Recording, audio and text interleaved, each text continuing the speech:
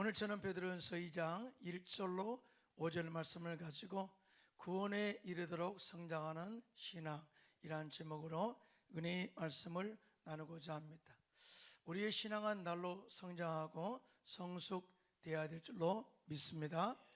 사도 바울은 우리가 다 하나님의 아들을 믿는 것과 아는 일에 하나가 되어 온전한 사람을 이루어서 그리스도의 창성한 분량에 충만한 데까지 이르게 하라, 즉 성장하게 하라, 이렇게 말씀을 하셨어요. 따라서 영적으로 성장한다는 것은 예수님을 아는 지식으로 날마다 더해 간다는 것을 의미합니다. 또한 영적으로 성장한다는 것은 하나님의 말씀의 깊이를 깊이 깨닫고 실천하고 있다는 것을 의미하여, 더 나아가 영적으로 성장한다는 것은 그 안에 생명수를 공급하는 성령의 임재가 있고 기도로 영적인 호흡을 하고 있다는 것을 의미하고 있습니다. 그런데 사도 바울은 오늘 본문에 우리가 영적으로 성장하고 믿음을 건강하게 지켜나갈 이유를 이렇게 말합니다. 그것은 온전한 구원을 이루기 위함이라, 그렇게 말씀을 하고 있어요. 무슨 말씀이에요? 많은 사람들이 신앙생활을 하지만 끝까지 믿음의 승리를 이루지 못하고 또 건강한 신앙을 지켜내지 못해서 중도에 포기하는 사람이 의외로 많다는 것이죠. 그러므로 우리는 정말 끝까지 믿음의 정죄를 지켜내고 건강한 신앙과 더불어서 믿음의 또한 신앙 성장을 이루어서 구원에 이르시기를 예수님의 이름으로 축원합니다.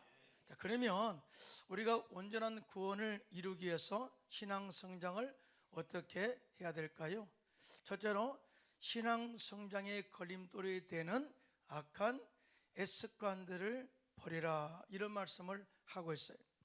오늘 보면 베드로전서 2장 1절인데요 시작. 그러므로 모든 악독과 모든 기만과 애식과 시기와 모든 비방하는 말을 버리고, 이렇게 말씀을 하고 있어요.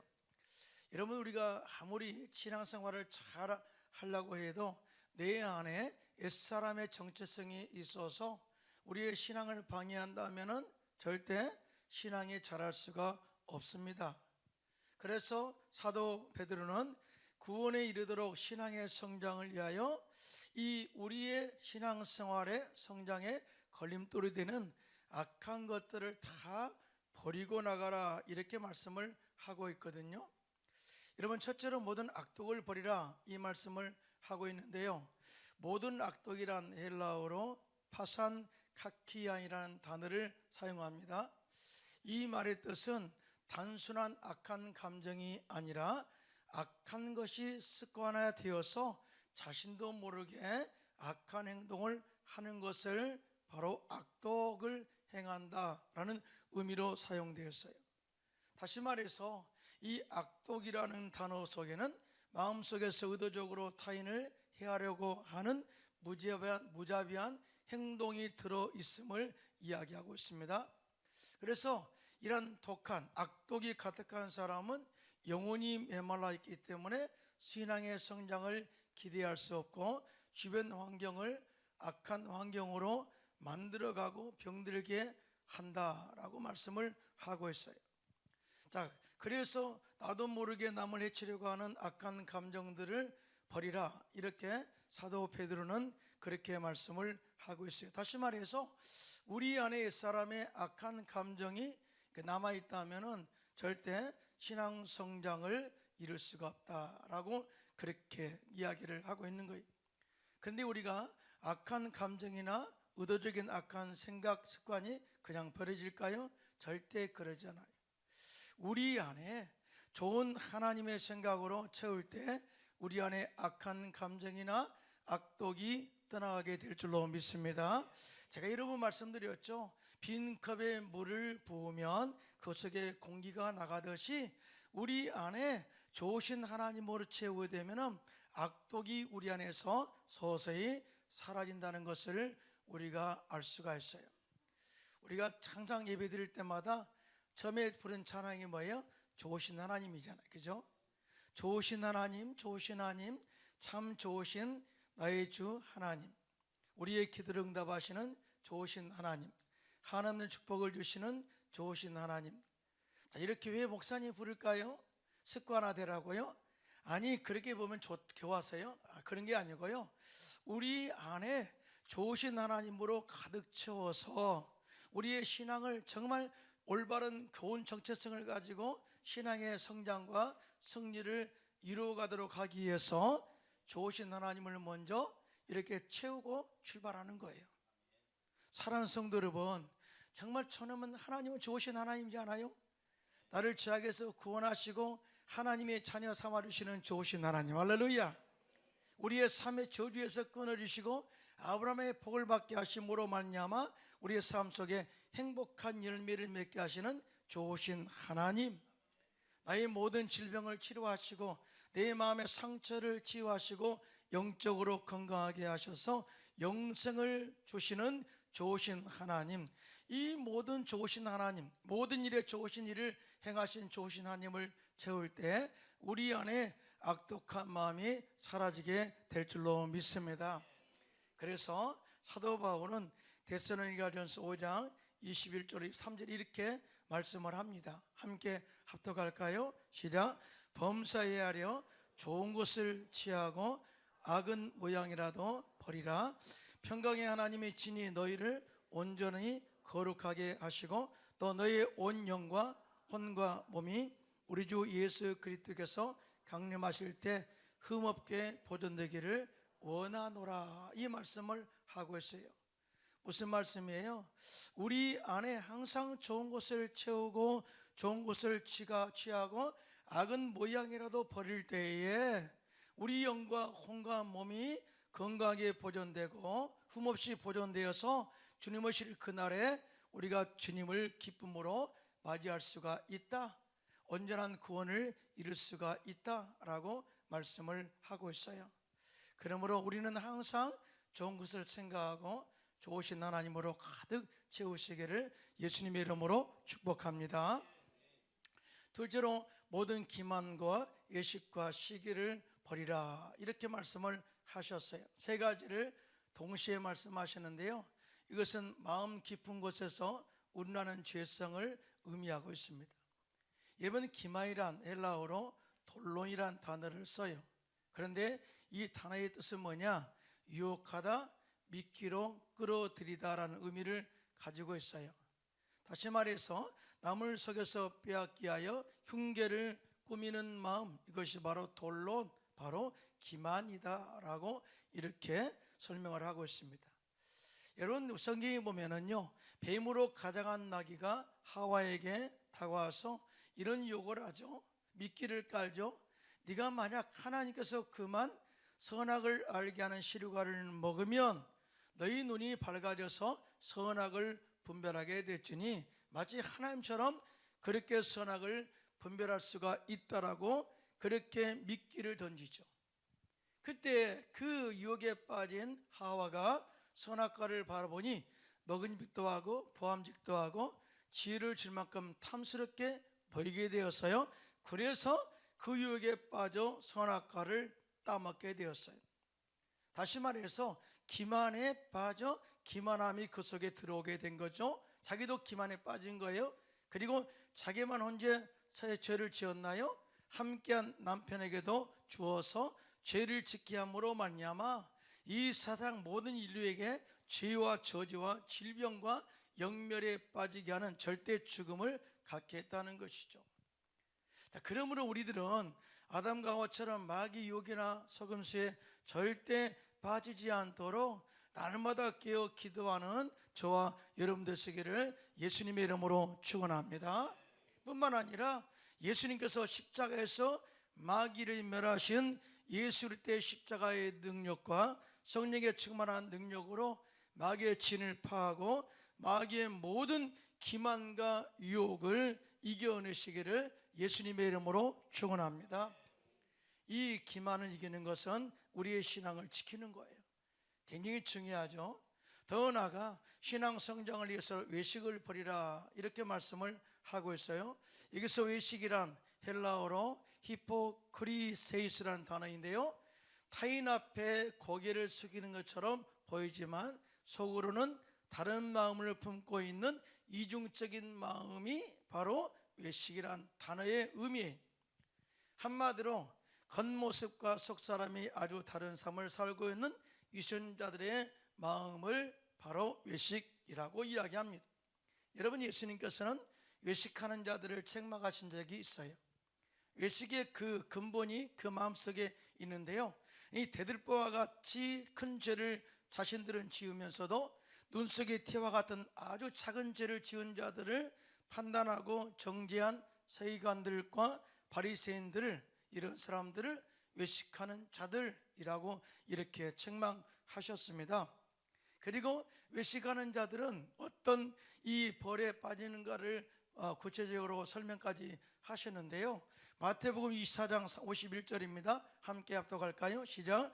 외식하는 자가 받는 벌에 처하리니 거기서 슬피 울며 이를 갈리라. 그렇게 말씀하셨어요. 무슨 말이에요? 한마디로 외식하는 자들, 속과 겉이 다른 자들은 절대 구원이 없음을 경고한 것입니다. 그러므로 우리는 주님께 나가는 자세가 뭐예요? 일심이죠. 한 마음으로, 온 마음으로, 온 정성을 다하여 항상 순수한 한 마음으로 나갈 때 주님께서 우리를 받아주시고 우리에게 예비하신 은혜를 쏟아부어 줄 줄로 믿습니다. 그래서 이 외식의 마음이 다가올 때 예수 이름으로 물리쳐 믿음의 승리와 신앙 성장을 이루어가시기를 예수님의 이름으로 축원합니다. 우리는 예수 안에서 믿음도 하나고 성령도 하나고요, 정말 예수님의 사랑도 하나고요, 천국에 가는 우리의 신앙도 하나임을 꼭 기억하시면서 하나된 신앙으로서 이 외식을 거부하고 이겨내시기를 예수님의 이름으로 축복합니다. 더 나아가 사도 베드로는 시기를 버리라, 이 말씀을 하고 있어요. 여기서 시기란 푸도누스라는 단어인데요, 이 말은 마음의 열등감에서 나오는 행위로서 타인이 잘 되는 것을 시기하는 거예요. 더 나아가 남들이 성공하는 것에 대하여 좋지 않는 마음을 가지고 방해하는 것, 이것이 바로 푸도누스라는 단어의 의미라고 설명을 하고 있습니다. 여러분, 시기하면 누가 생각나나요? 요셉의 형들이죠. 자, 그들은 요셉이 아버지 야곱으로부터 사랑받는 것에 대하여 시기했어요. 그리고 요셉이 꿈을 꾸고 장차 자신들을 다스린다는 것에 대하여 시기하고 질투하다가 결국 요셉을 죽이려고 공모를 했죠. 자, 그 이후에 어떻게 사건이 전개되나요? 그들은 시기로 인해서 요셉을 미디안 사람에게 파는 큰 죄를 저질렀고요, 아버지 야곱의 마음을 아프게 후벼 파는 행동을 함으로써 가정에 큰 슬픔을 가져다 준 것을 보게 됩니다. 이와 같이 시기는요, 작은 마음의 질투에서 시작되었지만은 결과는 가정의 행복을 파괴했고요, 아버지 마음에 평생의 슬픔을 가져다 주었고요, 그들은 요셉이 짐승의 공격을 받아 죽었다고 거짓말을 함으로써 평생 그들은 죄의식 속에서 살아갈 수밖에 없는 그런 이 삶을 살게 되었어요. 이와 같이 시기는 가정을 파괴하고 인간관계를 끊어버리고 개인의 삶에 평생 죄의식을 가지고 살게 하는 죄이기 때문에 신앙 성장에 저해하는 악도가 같은 것이다. 그러므로 우리들은요, 신앙의 성숙과 성장을 위하여 우리 속에 나타난 모든 기만, 외식, 시기를 철저하게 벗어버리고 믿음의 성장과 또 건강한 신앙을 유지해서 구원에 이르도록 동안 나가는 저와 여러분 되시기를 예수님의 이름으로 축원합니다. 자, 세 번째, 모든 비방하는 말을 버리라. 자, 여기서 기만과 외식과 시기는 마음에서 나오는 악독한 죄성을 말하거든요. 그런데 여기서 비방이라는 헬라어는요, 카탈랄리아서라는 단어인데요, 이 말의 뜻은 언행을 통해서 이루어지는 온갖 종류의 중상모략을 가리킵니다. 그리고 악한 말을 지어내어 사람들에 의하여 대하여 악담하는 것으로서 이런 죄악은 악의 찬 마음에서 나온다고 이야기를 하고 있어요. 한 목사입니다. 이렇게 모든 비방하지 않았는데요, 근데 이것도 비방에 해당할 수 있어요. 내가 모든가의 이야기를 들었어요. 다른 사람에 대해서 아직 이것이 사실인지는 알 수 없어요. 그런데 옮기는 것도 비방이에요. 무섭죠, 그렇죠? 그래서 야고보 선생은 야고보서 4장 11절에 시작, 형제들아 서로 시작, 형제들아 서로 비방하지 말라. 형제를 비방하는 자나 형제를 판단하는 자는 곧 율법을 비방하고 율법을 판단하는 것이라. 내가 만일 율법을 판단하면 율법의 준행자가 아니요 재판관이로다 라고 이렇게 말씀을 하고 있어요. 무슨 말입니까? 남을 판단하고 심판하는 모든 권한은 오직 하나님께만 있다는 것이죠. 그런데 우리가 남을 비방하게 되면 하나님의 영적 권위를 침범하는 교만의 행위에 해당된다. 그러므로 절대 우리는 이러한 죄를 범하면 안 된다라고 말씀을 하고 있어요. 자, 사도 바울은 이와 같이 형제를 비방하고 모욕함이 형제를 속여 빼앗는 자들은 하나님의 나라를 유업으로 받지 못한다고 고린도전서 6장 8절로 10절에 경고를 하고 있습니다. 그러면서 골로새서 3장 8절로 10절입니다. 시작. 이제는 너희가 이 모든 것을 벗어버리라. 곧 분함과 노염과 악의와 비방과 너희 입에 부끄러운 말이라. 너희가 서로 거짓말을 하지 말라. 옛사람과 그 행위를 벗어버리고 새사람을 입었으니 이는 자기를 창조하신 이의 형상을 따라 지식에까지 새롭게 하심을 입은 자니라 라고 말씀을 하고 있어요. 무슨 말이에요? 우리는 예수를 믿기 전에 옛사람의 삶은 그렇게 살았다는 거예요. 그러나 예수를 믿어 하나님의 자녀가 되었다면 옛사람의 행위를 다 벗어버리고 거룩하게 지음받은 새 사람의 옷을 입고 살아야 된다라고 하는 메시지를 주고 있는데요. 여러분 믿으시면 손 들고 아멘 하시기 바랍니다. 거리에서 구걸을 하다가 예수님을 만나 눈을 뜬 맹인 바디메오는 거지 옷을 그 자리에서 벗어버립니다. 그리고 거룩한 구원의 의의 옷을 입고 예수님을 따라갔죠. 자, 삭개오, 세리장 삭개오 역시 예수님을 만나 변화된 그런 이유로 옛사람의 옷을 벗어버리고 새사람의 옷을 입게 되죠. 그러면서 이렇게 결단합니다. 자신의 소유를 팔아 이 가난한 자들에게 나눠주겠습니다. 뿐만 아니라 만일 누구의 것을 빼앗은 것이 있으면 네 값짜리나 갖겠다고 변화된 자신의 마음의 결단을 그렇게 고백을 하고 있어요. 여러분, 신앙은 결단입니다. 믿으시면 아멘. 내 안에 결단이 없으면 절대 하나님이 도와주지 않아요. 자, 그러므로 우리 역시 신앙의 성장에 걸림돌이 되는 육신의 생각들이나 모든 악독과 모든 기만과 애식과 시기와 모든 비방의 옛사람의 우리의 형태의 언어들을 벗어버리고 바디메오처럼 삭개오처럼 변화된 영적인 새로운 옷을 입고 거룩한 습관의 삶을 만들어 가시기를 예수님의 이름으로 축원드립니다. 둘째로 신앙 성장을 위해서 갓난 아이같이 신령한 젖을 사모하라 이렇게 말씀을 하고 있어요. 오늘 보면 베드로전서 2장 2절로 3절입니다. 함께 합독할까요? 시작. 갓난 아기들 같이 순전하고 신령한 젖을 사모하라. 이는 그로 말미암아 너희로 구원에 이르도록 자라게 하려 함이라. 너희가 주의 인자하심을 맛보았으면 그리하라. 여러분, 우리 신앙은 체험신앙에 참 중요해요. 하나님의 사랑을 느꼈다면, 주님의 긍휼과 자비를 입고 구원의 은혜를 네가 체험했다면 하나님의 순전한 신령한 젖을 사모하라 이렇게 말씀을 하고 있어요. 사도 베드로는 방금 태어난 갓난아이가 성장을 위해서 엄마의 젖을 사모합니다. 엄마의 젖에는 면역력이 강하죠. 그런 성분이 들어가 있죠. 지혜를 주는 그런 성분이 들어가 있죠. 그래서 초유가 중요하다고 하잖아요. 엄마의 젖에는 그런 영양분들이 들어가 있어요. 그런데 젖을 먹이지 않고 계속 우유만 먹이면 어떻겠어요? 결국은 소가 되죠. 소가.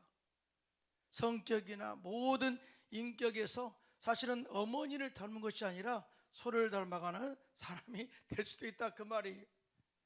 여러분, 그런 것처럼 우리 역시 계속적인 그리스도인으로서 계속적인 믿음의 건강한 성장을 이루기 위해서는 순전하고 신령한 젖을, 하나님의 말씀을 사모해야 된다라고 말씀하고 있는데요. 여러분, 믿으시면 아멘 하시기 바랍니다. 자, 구원에 이른다는 것은 뭘까요? 그것은 바로 우리가 육신의 옷을 벗고 우리 영혼이 영원한 몸으로 변화되는 것을 말합니다. 이 구원의 완성이죠. 우리 많은 사람들이 예수 믿으면 구원받았다고 이야기하지만 구원의 완성은 천국에 이를 때, 천국에 들어갈 때 온전하게 이루어지는 거예요. 사실은 그러잖아요. 이스라엘 백성들이 출애굽했습니다. 적과 꿀이 가나안 땅에 들어가는 것을 천국으로 형상화했죠. 요단강을 건너 들어갈 때 그들의 온전한 구원이 완성됨을 그렇게 이렇게 이야기 설명을 한 거예요. 그런데 출애굽했다고 해서 다 들어간 건 아니잖아요. 중간에 포기한 사람도 있고요, 중간에 죄를 지어 벌받은 사람도 있고요, 사실은 건강하지 못한 사람들은 다 못 들어갔어요. 그래서 우리가 정말 이 온전한 이 구원에 이르기 위해서는 영적으로 건강한 신앙을 지켜내야 된다라고 하는 이 부분을 다시 강조하면서 신령한 젖을 사모하라 이 말씀을 해요. 우리가 예수 믿으면 신학적 용어로 이렇게 말합니다. 거듭남 중생이라고 해요. 중생했다, 나 예수 믿어서 중생했어, 그러면 영적으로 거듭났다, 이는 마귀의 종이 아니라 하나님의 자녀다 라고 이렇게 선포를 해요. 엄청난 은혜죠. 엄청난 은혜. 그런데 여기서 머물면 안 된다는 거예요. 예수 믿고 구원받은 사람들은 하나님 말씀을 먹고 계속적으로 성장해야 되고 변화되어야 되고 인격적으로나 성품적으로 변화가 되어야 될 줄로 믿습니다. 이것을 성화되어 간다 그래요. 성화는요, 천국 갈 때까지 계속해서 이루어지는 거예요. 하루아침에 이루어지지 않아요. 저도 말이죠, 예수 믿고 지금 몇십 년이 됐잖아요. 근데 지금도 내 속에 악한 것들이 있을 수 있어요. 저는 모르지만 주님은 아시죠. 지금도 변화되어 가고 있고 성화되어 가고 있습니다. 자, 그러면 구원의 완성은 뭘까요? 영원한 몸으로 변화되는 것이에요. 천사처럼 변화된다 그랬어요. 이것이 구원의 완성을 이룰 때다라고. 그래서 우리가 정말 영적인 건강을 유지하고 구원의 완성을 이루기 위해서는 신령한 젖을 사모하면서 이렇게 구원에 이르도록 해야 된다라고 말씀을 하고 있습니다. 자, 어린 아이들은 엄마의 순수한 젖을 먹고 자라면서 건강과 면역력을 강화시킨 것을 보게 됩니다. 그리고 학교의 배움과 교회의 가르침을 통해서 하나님의 지혜와 총명으로 자라게 되죠. 자, 그들이 배우지 않으면 절대 자랄 수 없어요. 그런 것처럼 우리의 속사람이 건강하게 자라도록 하기 위해서는 항상 그 상태에서 머물러 있으면 안 되고요, 신령한 젖을 사모하고 먹음으로 말미암아 계속 성장해 가야 될 줄로 믿습니다. 자, 우리의 신앙이 믿음과 소망과 사랑 안에서 인격과 성품의 변화받아 성장하게 되면요, 우리가 예수 그리스도의 구원의 가치를 깨닫게 돼요. 그러면서 예수 그리스도의 죽으심과 부활하심을 담대하게 전할 수가 있어요. 뿐만 아니라 우리가 믿음의 성장이 되게 되면요, 교회 봉사하고 헌신하는 것을 그렇게 두렵게 생각하지 않고요, 은혜에 감격하고 감사해서 기쁨으로 감당하는 것을 보게 됩니다. 이렇게 영적으로 건강하게 자라서 기쁘게 봉사하고 헌신하는 사람들에게는 이 구원의 날에 부끄러움 없이 하나님 앞에 담대하게 설 수 있게 될 줄로 믿습니다. 그리고 믿음의 승리를 이룬 자에게 주어질 영광스러운 상급을 기대하면서 그렇게 소망으로 살게 된다는 사실을 우리에게 말씀을 하고 있어요. 그래서 사도 베드로는 우리의 신앙 성장을 이루어서 온전한 구원에 이르도록 순전하고 신령한 젖인 하나님의 말씀을 사모하라고 그렇게 말씀한 것입니다. 오늘 본문의 순전하고 신령한 젖은 뭘까요? 이 말씀은요, 하나님 말씀을 제가 이렇게 깊이 보니까 원어의 의미는 이렇습니다. 하나님의 말씀이 가감 없는 순수한 하나님의 말씀. 그러니까 이 말씀이에요. 우리는 하나님 말씀을 사모할 때 하나님 말씀에 나의 생각을 절대 더하거나 내 생각을 그 속에 집어넣어서 입맛대로 그 말씀을 빼거나 해서는 안 된다는 거예요. 우리는 가끔 그러지 않아요? 하나님 말씀이 선포되어질 때 이 말씀이 나를 좀 강하게 요구하면 오늘 말씀 다 별로 안 돼, 은혜 안 돼 하고 제거하고 좋은 것만 들으게 되면 그 사람의 신앙이 균형 있게 성장할 수 있을까요? 절대 그럴 수 없다는 거예요. 이 오늘날 많은 사람들이 신앙이 건강하게 성장하지 않고 이단에 빠진 이유는 하나님의 말씀을 자기 입맛대로 풀고 이 말씀을 과감하기 때문에 그렇게 신앙이 건강하지 못하게 자라고 있음에 대해서 경고하고 있습니다. 신명기 4장 2절입니다. 함께 합독할까요? 시작. 내가 너희에게 명령하는 말을 너희는 과감하지 말고 내가 너희에게 내리는 내 하나님의 야훼의 명령을 지키라고 말씀을 하고 있어요. 자, 그러므로 우리들은 창세기부터 요한계시록까지의 모든 말씀을 가감하지 말고 사모하고 항상 듣고 읽고 공부하고 묵상해서 그 안에 기록한 대로 지켜 행함으로써 날마다 생명력이 넘쳐서 계속적인 신앙 성장이 이루어가시기를 예수님의 이름으로 축원합니다. 더 나아가 신령한 저신 말씀을 사모하는 것은 하나님의 말씀을 취하로 묵상하고 그 기록된 말씀이 내 마음속에 감동으로 다가오거든 그 말씀을 지켜 행하라 라는 의미를 가지고 있어요. 여러분, 복 있는 사람은 죄하로 하나님 말씀을 묵상하고 지켜 행한다고 했잖아요. 또 뿐만 아니라 하나님께서 새로운 지도자 여호수아에게 이렇게 명령을 합니다. 여호수아서 1장 7절로 8절인데요. 시작. 오직 강하고 극히 담대하여 나의 종 모세가 내게 명령한 그 율법을 다 지켜 행하고 우르나 저르나 치우치지 말라. 그리하면 어디로 가든지 형통하리니 이 율법책을 내 입에서 떠나지 말게 하며 죄하러 그것을 묵상하여 그 안에 기록한 대로 다 지켜 행하라. 그리하면 내 길이 평탄하게 될 것이며 내가 형통하리라. 우리가 형통하고 건강하게 우리의 삶이 이렇게 성장하는 비결은 뭐냐? 하나님의 말씀을 지켜 행하는 데 있다라는 이 말씀을 하고 있어요. 하나님 말씀을 지켜 행하는 데 있어서는 절대 내 마음속에 좌우나 우르나 치우치지 말라. 그런데 말이죠, 이 말씀에 놀라운 축복의 메시지를 여호수아에게만 줬을까요? 아니에요. 그의 스승인 모세에게도 똑같이 이 말씀을 해요. 그리고 또 모세를 통해서 백성들에게도 너희가 하나님의 백성이라면 이 축복에 근원된 이 하나님의 약속의 말씀을 철저하게 믿고 행하라 하고 이렇게 말씀을 하고 있거든요. 뿐만 아니라 오늘 사도 베드로는 뭐예요? 디아스포라, 흩어진 유대인들, 즉 우리에게도 동일하게 하나님의 약속의 말씀을 사모하고 지켜 행할 것을 말씀을 하고 있는데요. 믿으시면 손 들고 아멘 하시기 바랍니다. 자, 하나님께서는 이 약속의 말씀을 지켜 행함으로 말미암아서 신앙에 성장하는 자들에게는 하나님의 자비와 사랑과 은혜가 충만하게 될 것이고 약속하신 하나님의 형통의 복을 이루시겠다고 약속을 하고 있어요.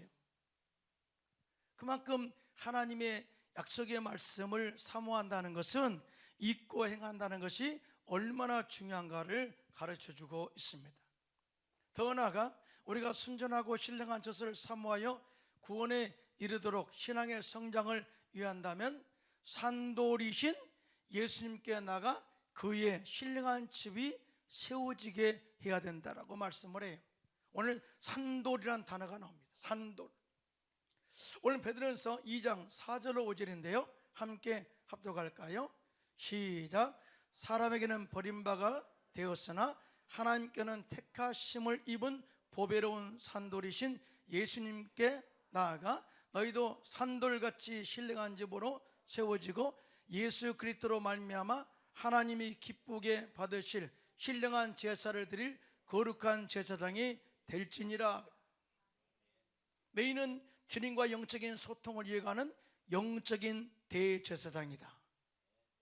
구약에는 대제사장이 지명됐죠. 그러나 이는 예수를 믿는 모든 사람들은 영적인 대제사장인 줄로 믿습니다.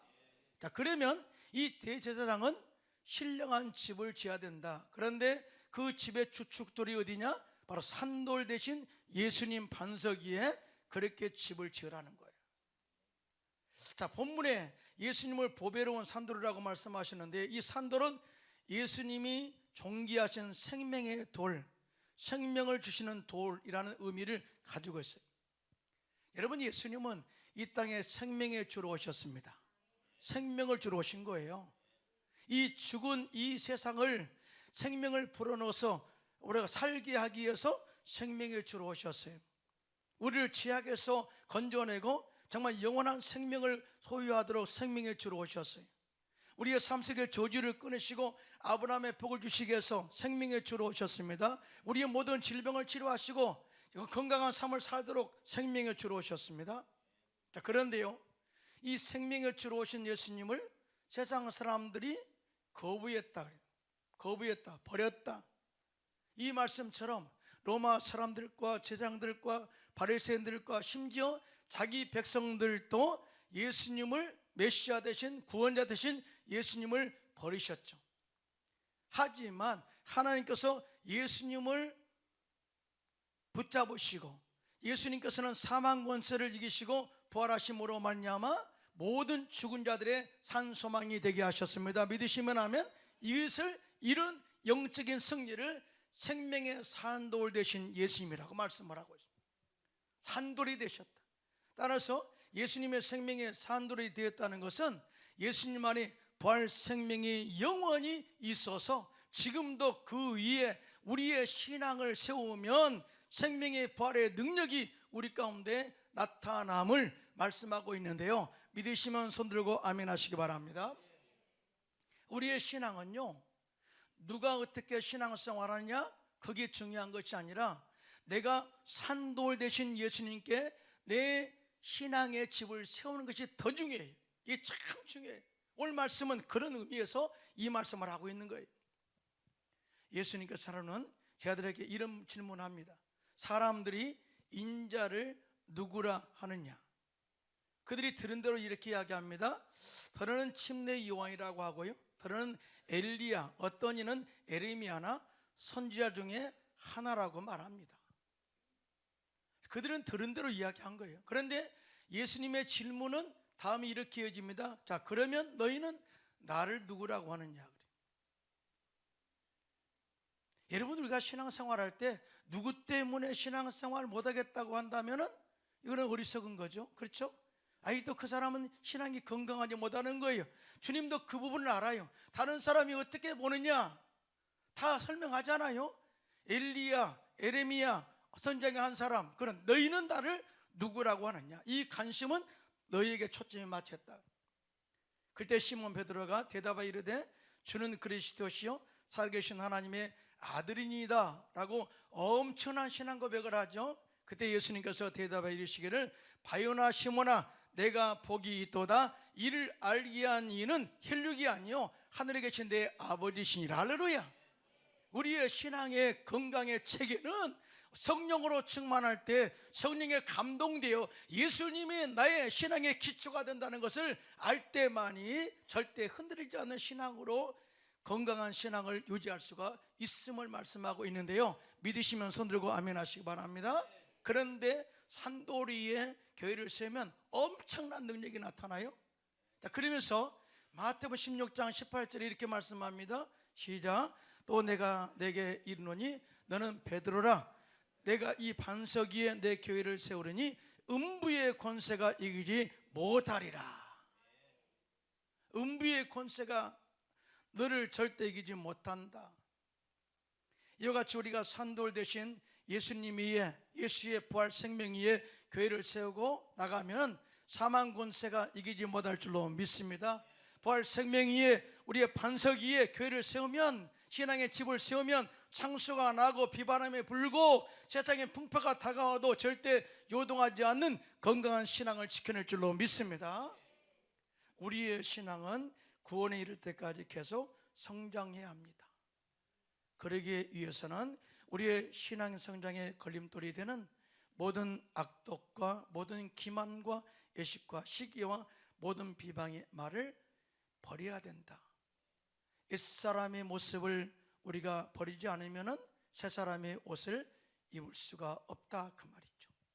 그리고 오직 하나님의 말씀을 사모하고 예수님의 부활 생명 위에 교회를 세워 흔들리지 않는 믿음으로서 온전한 구원에 이루는 데 건강의 신앙을 유지해 나가시기를 예수님의 이름으로 축원합니다.